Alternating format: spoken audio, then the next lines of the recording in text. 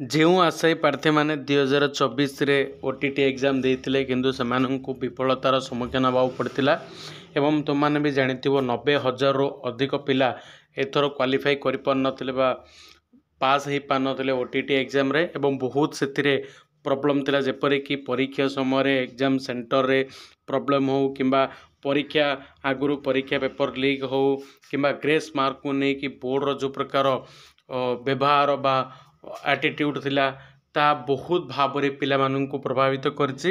କିନ୍ତୁ ଯେଉଁମାନେ କ୍ୱାଲିଫାଇ କରୁନାହାନ୍ତି ସେମାନଙ୍କ ପାଇଁ ବହୁତ ଗୁଡ଼ିଏ ଖୁସି ଖବର ଅଛି ଯେ ତୁମର ଖୁବ୍ ଶୀଘ୍ର ପୁଣି ଥରେ OTT ଏକ୍ଜାମ୍ ହେବା ପାଇଁ ଯାଉଛି, ଯାହାକି ବୋର୍ଡ଼ ତରଫରୁ ସୂଚନା ଦିଆଯାଇଛି। ଯେହେତୁ ଏବେ ତୁମର ଜାନୁଆରୀ 17ରେ ତୁମର OTT ଏକ୍ଜାମ୍ ଅଛି ଏବଂ OTT ଏକ୍ଜାମ୍ ପରେ ହିଁ ତୁମର କ'ଣ ହେବ OTT ଏକ୍ଜାମ୍ ତୁମର ଫେବୃଆରୀ ମାସରେ ନୋଟିଫିକେସନ୍ ଆସିବ ଏବଂ ଯାହାକୁ ତୁମର ମାର୍ଚ୍ଚ ମାସ ସୁଦ୍ଧା କ'ଣ କରାଯାଇଛି, ମାର୍ଚ୍ଚ କିମ୍ବା ଏପ୍ରିଲ ମାସରେ ତୁମର OTT ଏକ୍ଜାମ୍ଟିକୁ କଣ୍ଡକ୍ଟ କରିବା ପାଇଁ ପ୍ଲାନିଂ କରାଯାଇଛି ବୋର୍ଡ଼ ଅଫ୍ ସେକେଣ୍ଡାରୀ ଏଜୁକେସନ୍ ବା ମାଧ୍ୟମିକ ଶିକ୍ଷା ପରିଷଦ ତରଫରୁ। ତେଣୁ ଯେଉଁମାନେ ବି ପାସ୍ ହେଇନଥିଲେ 2024 OTT ବା ଓଡ଼ିଶା ଟିଚର୍ ଏଲିଜିବୁଲ୍ ଟେଷ୍ଟରେ, ସେମାନେ କୌଣସି ପ୍ରକାର ମନ ଦୁଃଖ କରିବାର ନାହିଁ, ନିଜର ପ୍ରିପାରେସନ୍ ଜାରି ରଖନ୍ତୁ ଏବଂ ଏବେ ବି ଯେଉଁମାନେ OTT ଏକ୍ଜାମ୍ ଦେବା ପାଇଁ ଚାହୁଁଛନ୍ତି ସେମାନଙ୍କୁ ମଧ୍ୟ ସମସ୍ତଙ୍କୁ ମୋ ତରଫରୁ ବେଷ୍ଟ ଅଫ୍ ଲକ୍।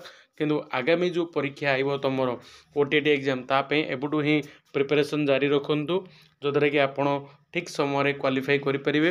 ତା ସହିତ ହେଉଛି କ'ଣ, ଯଦି ଆପଣ OTT ଏକ୍ଜାମ୍ ଦେଇଛନ୍ତି ତା ରିଲେଟେଡ଼୍ ସମସ୍ତ ଖବର ମଧ୍ୟ ଆମ ୟୁଟ୍ୟୁବ୍ ଚ୍ୟାନେଲ୍ରେ ମିଳିଯିବ। କେବେ ଯେଉଁଦିନ ତୁମର ଆଡ଼ମିଟ୍ କାର୍ଡ଼ ଆସିବ ସେଦିନ ମୁଁ ଆପଣମାନଙ୍କୁ ଅପଡ଼େଟ୍ କରିଦେବି ସର୍ବପ୍ରଥମେ ଆମ ୟୁଟ୍ୟୁବ୍ ଚ୍ୟାନେଲ୍ ଦ୍ୱାରା। ତେଣୁ ନିହାତି ଆମ ଚ୍ୟାନେଲ୍କୁ ସବସ୍କ୍ରାଇବ୍ କରନ୍ତୁ ଓ ପାଖରେ ଥିବା ବେଲ୍ ଆଇକନ୍ଟିକୁ ପ୍ରେସ୍ କରିଦିଅନ୍ତୁ।